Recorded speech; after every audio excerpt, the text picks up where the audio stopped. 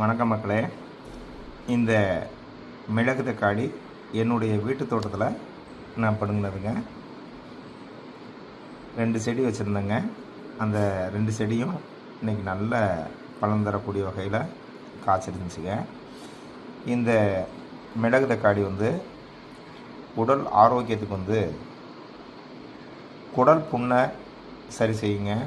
அதே மாதிரி சுகருக்கும் நல்லதுங்க. இந்த கீரையை சாப்பிட்டு வந்தால் சுகருக்கு நல்லது.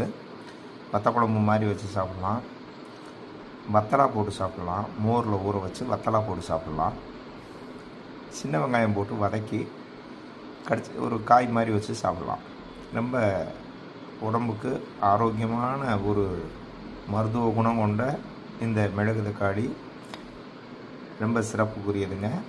எல்லாருமே இந்த மிளகு தக்காளியை அதிகமாக எடுத்துக்கோங்க, உடம்புக்கு நல்லதுங்க.